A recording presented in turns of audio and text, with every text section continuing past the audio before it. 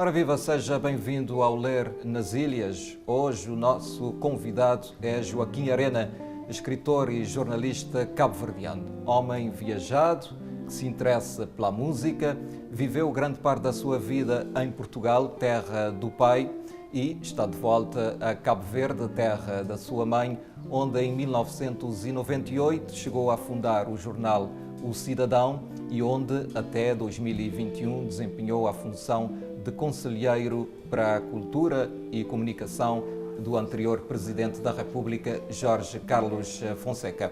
Feita a apresentação, Joaquim Arena, muito obrigado por nos receber em sua casa.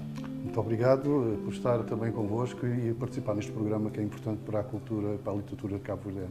Pois bem, acaba de publicar o seu terceiro romance, Ciríaco e Mr. Charles, uma obra, aliás, que tem sido muito bem recebida pela crítica. Portanto, uma ficção com bases históricas centradas na passagem de Darwin por Cabo Verde, a Ilha de Santiago, e também centrado numa outra figura, também histórica, porque chegou a existir, o escravo siríaco, que sofre de vitíligo. Portanto, tudo tendo como pano de fundo a história e a situação do Império Português nos inícios do século XIX, não é? Principalmente da Vila da Praia de Santa Maria. Conte-nos mais um pouco da trama deste romance. Bom, se calhar é melhor voltar atrás e falar de como é que a ideia surge. A ideia surge quando eu venho, de facto, em 2017 e eu passava muitas horas do trabalho na Presidência da República, de onde, através da janela, via o Ilhéu de Santa Maria. E eu soube da história de Darwin, que passou aqui em 1832 e esteve 3 semanas em Cabo Verde, aqui na Ilha de Santiago, e montou o acampamento no Ilhéu. Eu dali da varanda, da janela do palácio, eu olhava para ali e tentava imaginar o barco, que se chama Beagle, não é um barco científico, que estava a dar a volta ao mundo, e imaginei como é que seria o acampamento, como é que seria Darwin estar na Vila da Praia no século XIX, como é que seria a Vila da Praia. E ao mesmo tempo eu tinha essa ideia eu tinha já um conhecimento sobre este jovem escravo com vitiligo que veio do Brasil no final do século XVIII e foi oferecido à corte da Rainha Dona Maria I. E então surgiu a ideia de imaginar se eles se encontrassem, por alguma razão, se encontrassem na Vila da Praia, como seria. E daí começou a minha ideia de tecer esta história, de colocar os dois no mesmo momento histórico e na mesma cidade. Na mesma cidade não, ainda não era cidade, na mesma vila, na mesma ilha. E daí as coisas se desenvolveram e comecei a investigar, porque eu precisava de ter bases históricas de ambas as figuras, e foi através das investigações que eu fiz que eu fui alinhavando uma ideia da estrutura e de vários momentos da história, das personagens, quer do Brasil, quer também em Portugal, e depois também aqui na parte final da história, na Vila da Praia. Convém dizer também que o escravo liberto siríaco morreu aos 15 anos, portanto a vida aos 60 anos que imaginou a sua vida aqui na cidade da Praia é tudo ficção. Exatamente. Eu estava ainda na fase das pesquisas, já estava a escrever alguma coisa. Quando encontrei, através da internet, encontrei um documento histórico que está publicado que referia as missas que os elementos desta corte exótica, que eram uns anões que existiam à volta da Dona Maria, a primeira de Portugal, há uma série de documentos que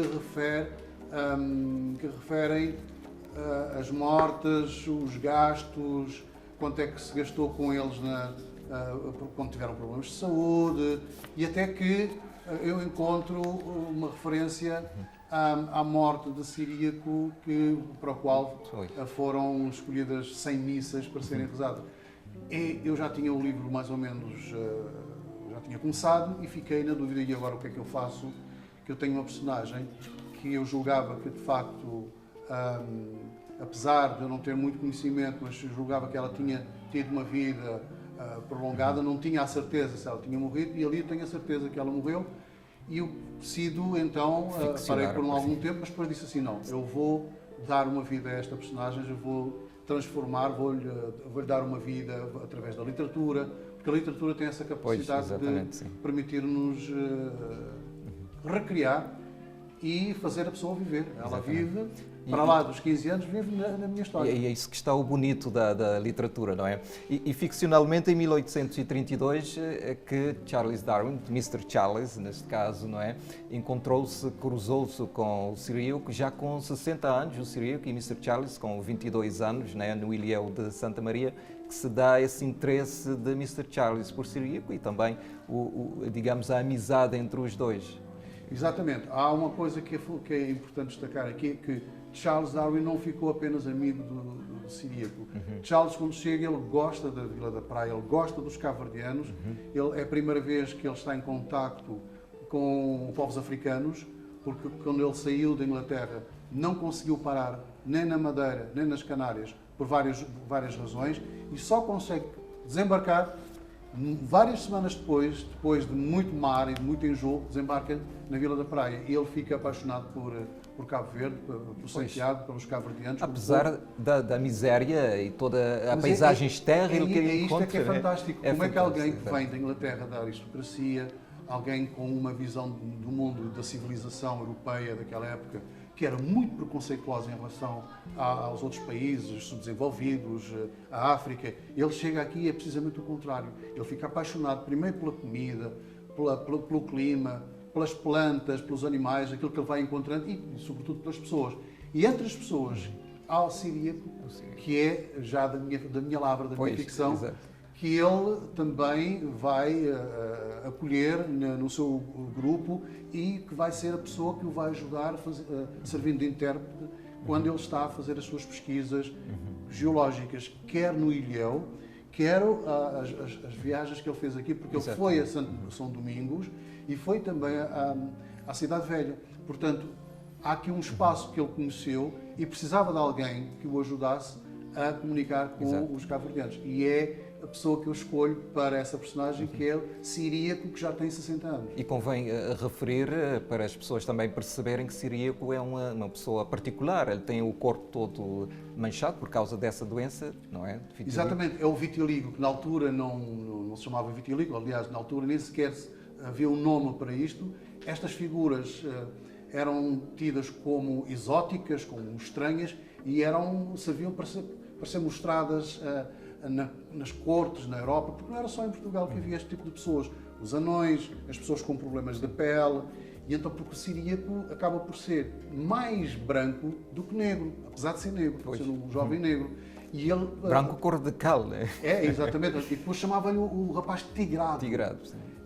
E cada vez que vinha os elementos das famílias reais da Europa a Portugal, então era chique estar a mostrar, olha, as pessoas espantavam-se, mas onde é que vocês encontraram esta pessoa? E era uma figura estranha, mista de animal e pessoa.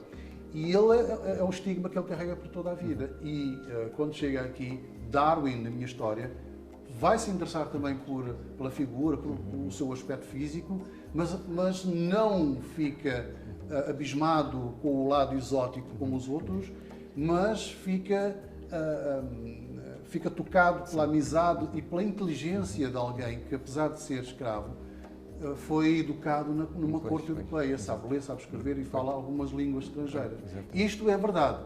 Portanto, até aos 15 anos ele aprendeu, é facto, ele aprendia, eu investiguei, ele aprendeu teve estas disciplinas, teve um mestre escola, foi pago pela rainha, portanto... Um menino muito querido da rainha, não é? Era um menino querido da rainha, portanto, que viaja, quando a rainha e a família real está a fugir das invasões francesas que acontecem nessa época, para se refugiar no Rio de Janeiro, eles param aqui para concertos nos barcos, porque é uma viagem longa, há tempestades, e é aí que Ciríaco, que está a acompanhar a rainha, é aí que Ciríaco decide ficar, porque se apaixona por uma cabo-verdiana, constitui a família aqui na Vila da Praia, e Darwin vai encontrá-lo aos 60 anos.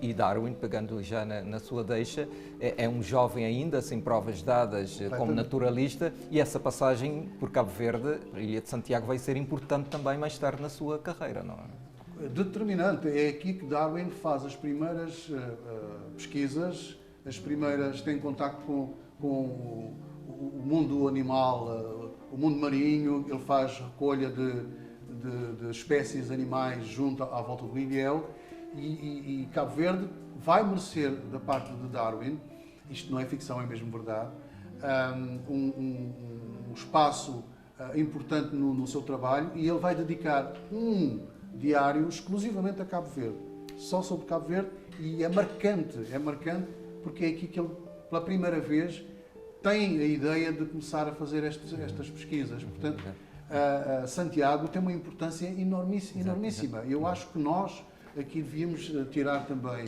proveito desse facto histórico. Exato. Bom, eu já comecei a tirar, eu já construí uma trama, já trouxe a história para a ficção e trouxe também a Vila da Praia e os cabo-verdianos para esta ficção que é muito importante. E é realmente interessante perceber a Vila da Praia, portanto, nessa época, não é?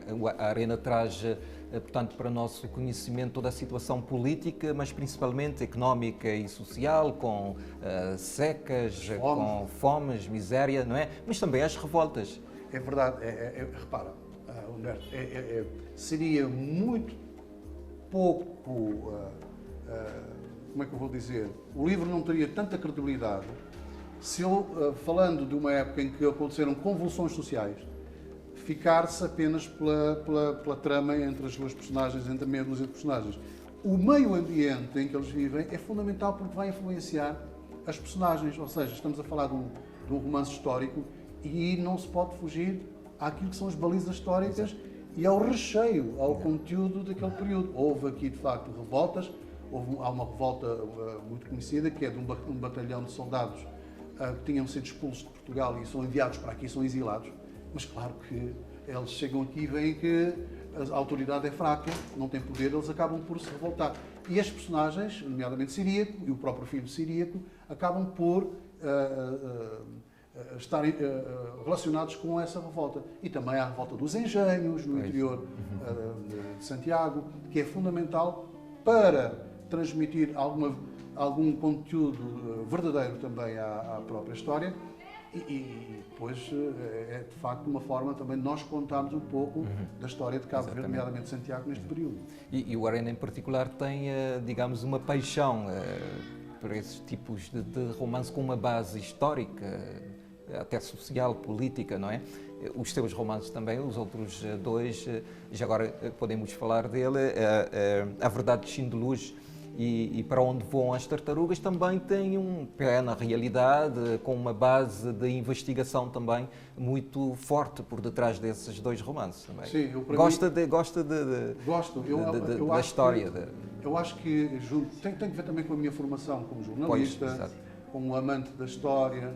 E tem que ver com aquilo que são as nossas leituras ao longo da vida, não é? Eu também sempre li muito e gosto muito naquilo que respeita à literatura, de livros que tragam também uma componente histórica para a própria rede, para a trama. E eu, claro que ao decidir escrever, eu sinto muito mais à vontade e tenho uma grande paixão pela história e sinto muito à vontade em conseguir trazer esse tipo de informação, porque acaba por enriquecer também a história. Nós, quando contamos uma história, ela tem que ter um enquadramento.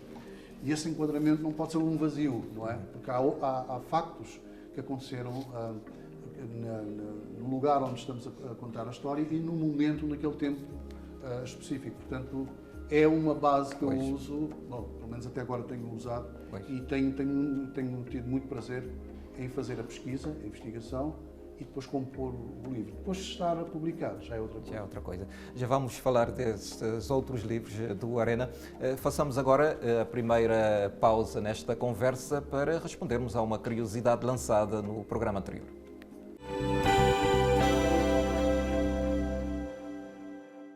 Perguntámos no programa anterior quem foi o vencedor da famosa edição dos Jogos Florais de 1976 em Cabo Verde. Referimos por engano no programa anterior a 1974, mas o concurso literário Jogos Florais aconteceu mesmo em 12 de setembro de 1976. Ora, o vencedor foi Arménio Vieira e ficaram no segundo lugar em ex aequo Jorge Carlos Fonseca e Osvaldo Osório. Foram atribuídas ainda menções honrosas aos poetas Aristides Lima, Pedro Gregório Lopes, João de Deus Lopes da Silva, Pedro Delgado, Vasco Martins e Vera Duarte. De se referir que esses poetas concorreram com pseudónimos. A coletânea antológica Jogos Florais de 12 de setembro de 1976 foi publicada em 1977 pelo Instituto Cabo-Verdiano do Livro, então dirigido por Manuel Duarte. A antologia veio a ser uma importante referência do pluralismo estético-ideológico então predominante nas letras cabo-verdianas nesses tempos inaugurais do Cabo Verde independente e soberano, escreveu José Luís Offer Almada.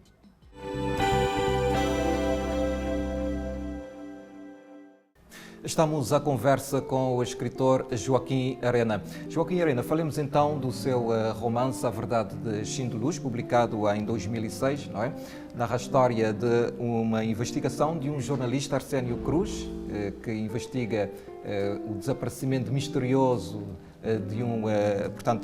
do protagonista dessa história, Xindulus, um jovem descendente cabo-verdiano que vive em Lisboa, que entra para um reality show, ganha fama e dinheiro e depois desaparece misteriosamente, vem-se a saber depois que se suicidou, não é? Portanto, conta-nos mais um pouco, aproveita neste livro para também trazer-nos um pouco, digamos, da identidade cultural da comunidade cabo-verdiana que vive em Lisboa, mas também não só. Fala da vivência nas ilhas, portanto, no arquipélago de Cabo Verde, nessa época.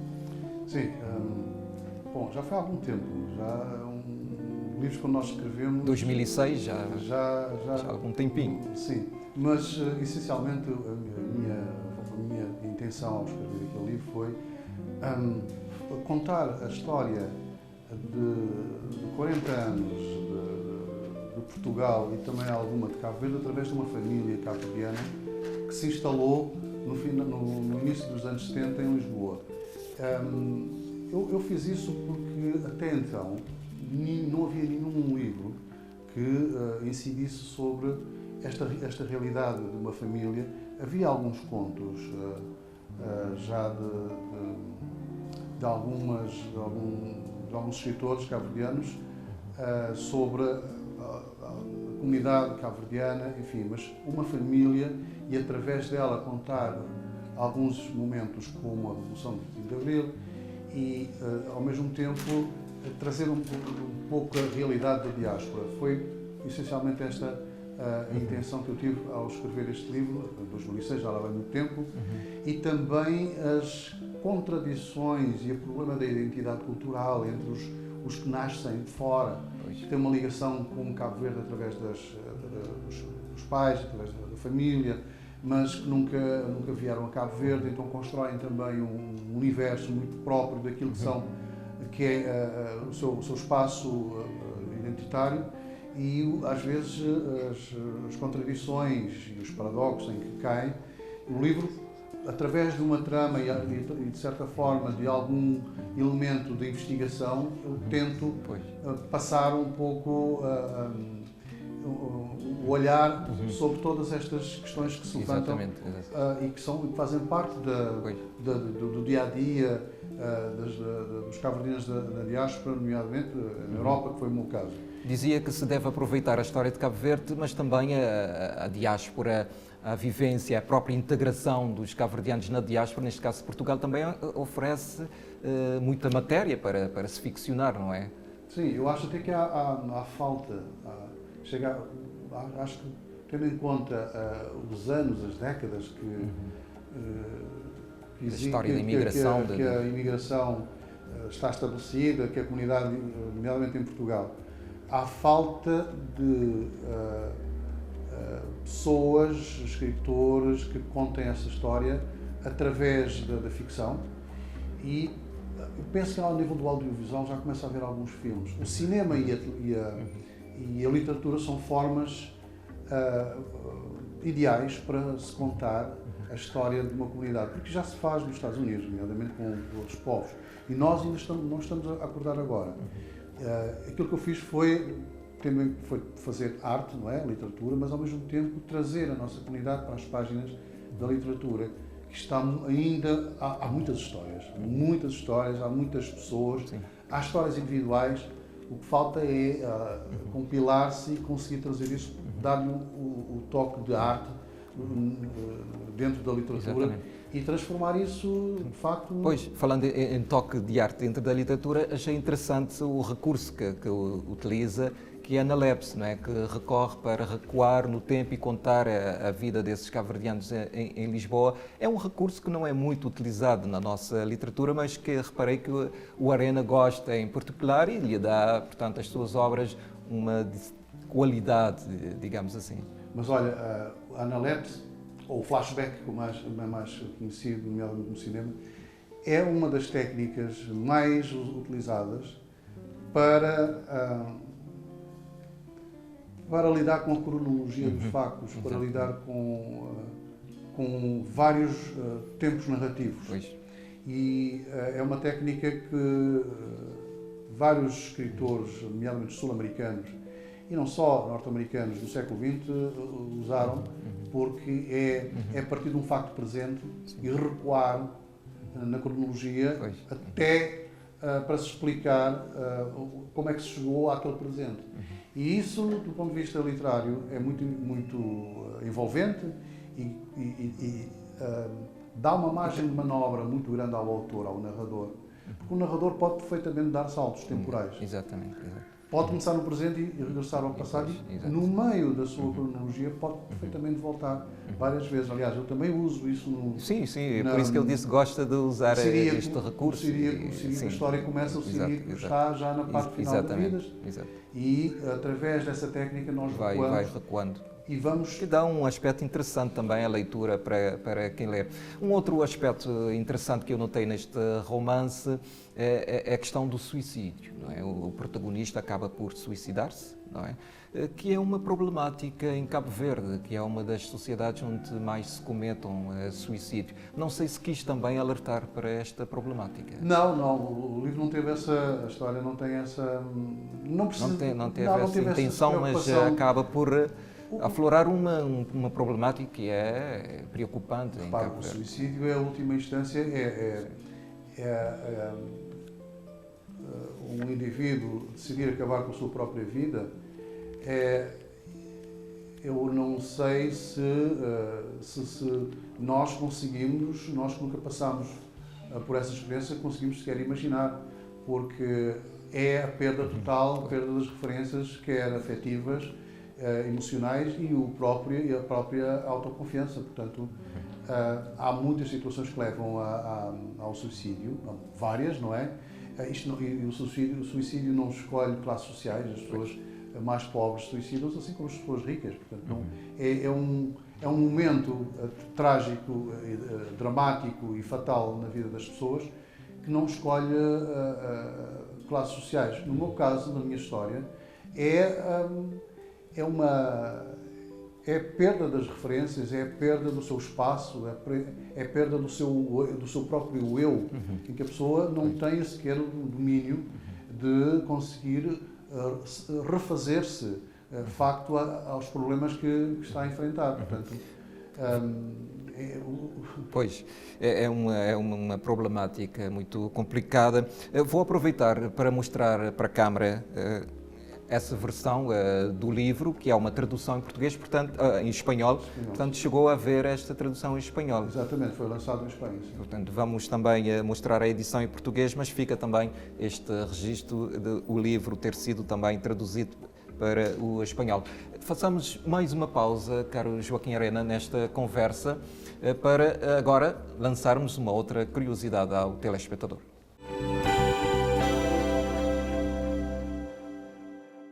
Desta vez perguntamos qual é o autor mais traduzido em todo o mundo. Colabore enviando a sua resposta para o nosso e-mail lernasilhas@rtc.cv.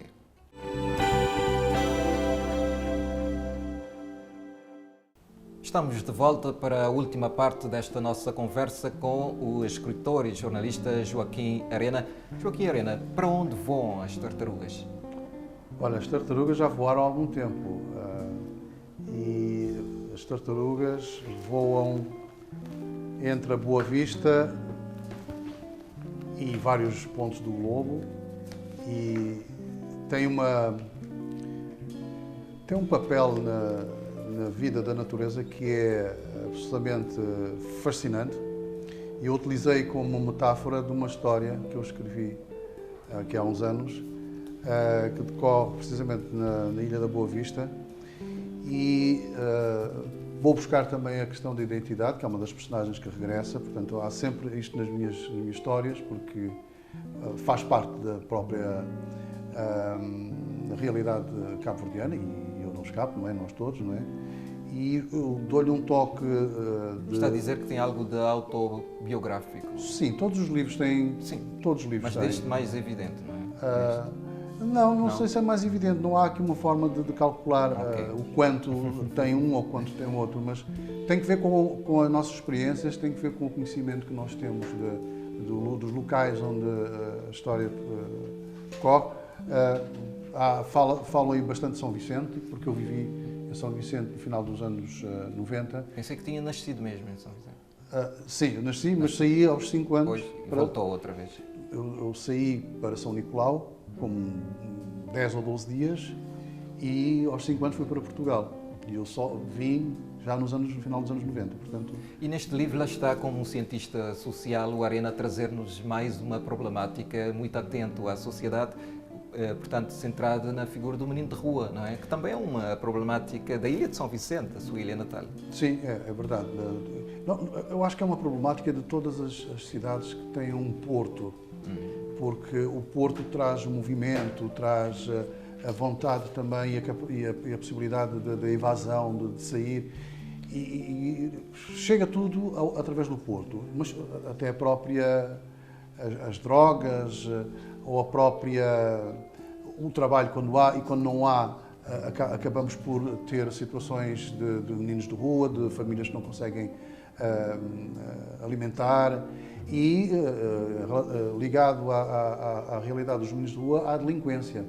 E a delinquência faz parte dessa minha história, de uma personagem que, digamos que é a personagem que podemos chamar dizer como uma espécie de carro-chefe da história, aquela que transporta toda a história e através dela as outras personagens se vão relacionando. E personagens do mundo inteiro, quase. Sim, também, exatamente, porque há aqui uma realidade nesse livro que eu quis expor, que são os etarras, que eram os ativistas, os terroristas da ETA, que durante os anos 80 e 90 muitos escolheram Cabo Verde para viver. Então eu acabo por escolher como uma das personagens um etarra que troca a luta urbana, a luta política da Península Ibérica para abraçar uma causa mais ecológica, de defesa das tartarugas, e coloca essa sua capacidade de ação em prol de uma causa, que é a causa naturalista, ecologista. Por isso é que estão aí envolvidas as tartarugas também. Exatamente. Há portugueses também e há outras nacionalidades, personagens que integram o livro. Li uma crítica muito interessante relativamente a esta tua obra, que não resisto a partilhar aqui também com o telespectador, que diz assim, o seguinte: é por causa de boas surpresas como esta que eu tanto gosto de ler.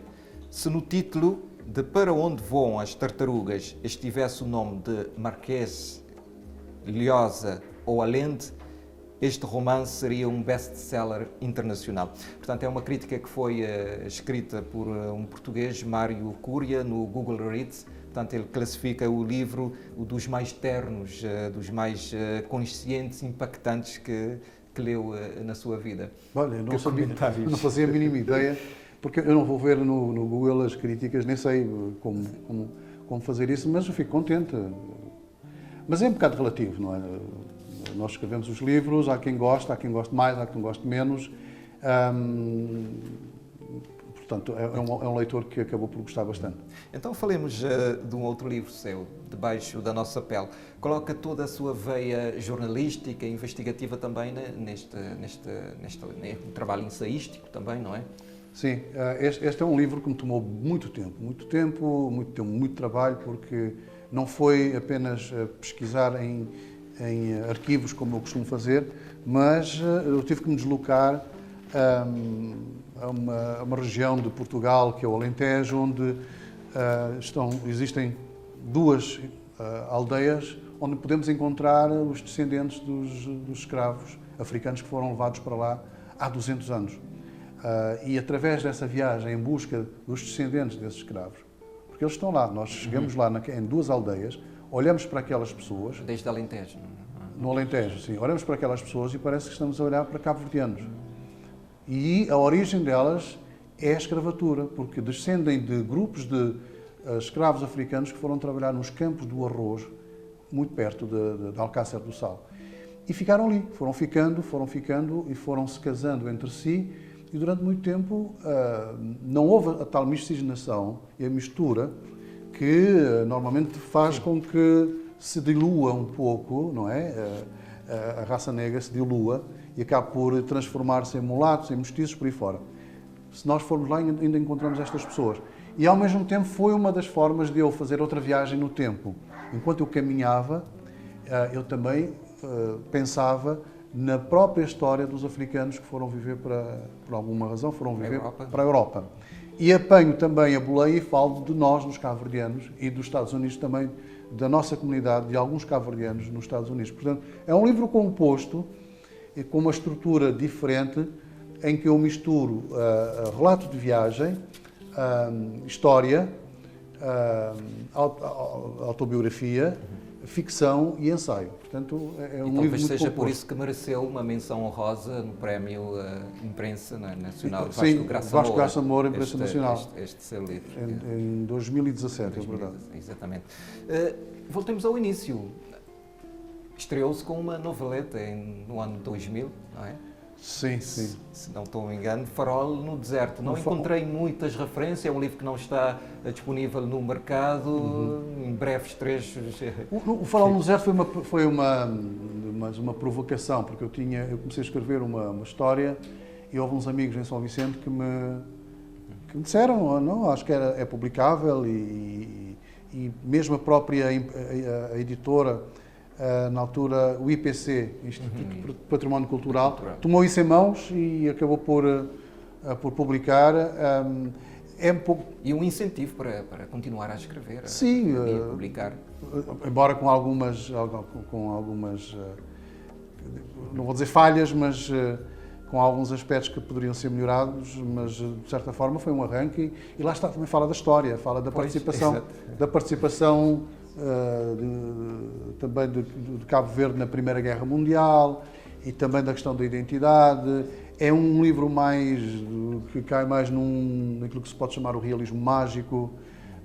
Foi uma experiência que eu fiz. Exatamente. Já caminhamos, portanto, para o final desta conversa, não sem antes perguntar-lhe qual é a sua impressão sobre a literatura cabo-verdiana, principalmente a que se faz agora. Olha, essa é uma questão que me costumam colocar. E eu, há pouco tempo, dei uma entrevista também a um órgão de comunicação. Eu disse, eu tenho muita pena, mas nós não conseguimos ver nomes de grande destaque naquilo que nós chamamos de jovens, com menos de 40 anos. Cabo Verde está a perder um pouco o gás.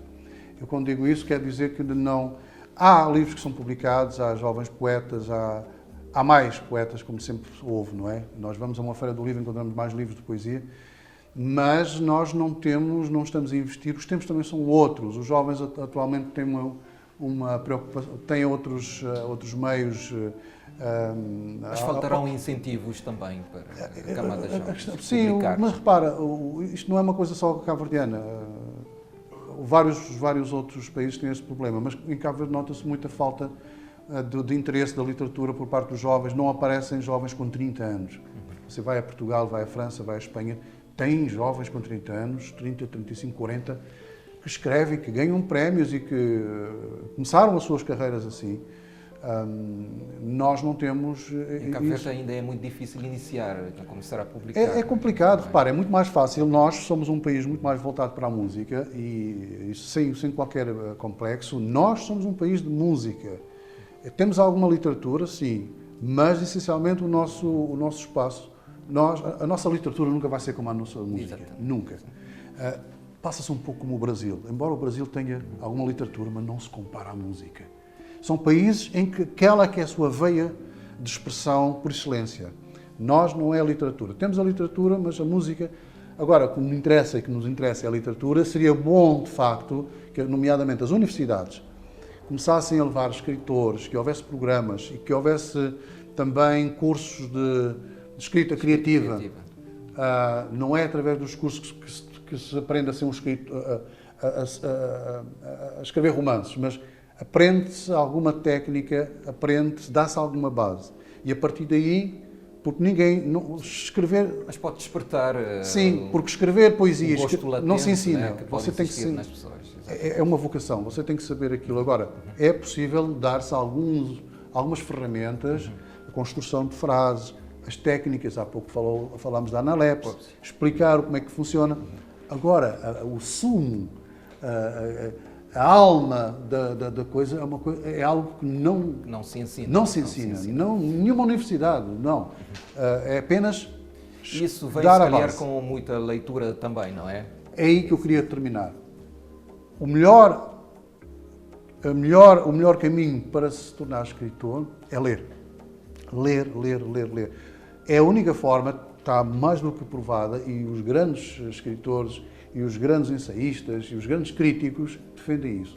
Ler sempre. Porque ao ler aprendemos a escrever, aprendemos como escrever e entramos numa cadeia uma espécie de corrida de estafeta, de uma cadeia de passagem de testemunho daquilo que os outros que vieram antes de nós fizeram. Exatamente, sim. Joaquim Arenda, para terminarmos mesmo, qual é a sugestão de leitura que preparou para nós? Bom, eu tenho aqui, não é uma, mas tenho duas. Vou começar primeiro por um livro cabo-verdiano, que é o Holograma Único, da Rosemary Stal Monteiro. Foi premiado em 2009 em Portugal, um prémio FNAC, o primeiro livro. É cabo-verdiana, é uma senhora que já tem 70 e tal anos, e para mim é o melhor livro escrito por uma escritora cabo-verdiana. Foi publicado quando? Não? Foi publicado em 2009. Okay. Portanto, é o Holograma Único, é uma senhora que está relacionada com alguns escritores de Santo Antão, é familiar de... está-me a fugir agora o nome de Luís Romano e de Teobaldo Virgínio. É prima, irmã, creio que é prima, e vive em Portugal há muitos anos. Portanto, é uma história que se passa entre Santo Antão e Portugal e também Angola, que é um livro extraordinário, que não foi lançado aqui, não se fala, mas é para mim o melhor livro até hoje escrito por uma cabo-verdiana, romance.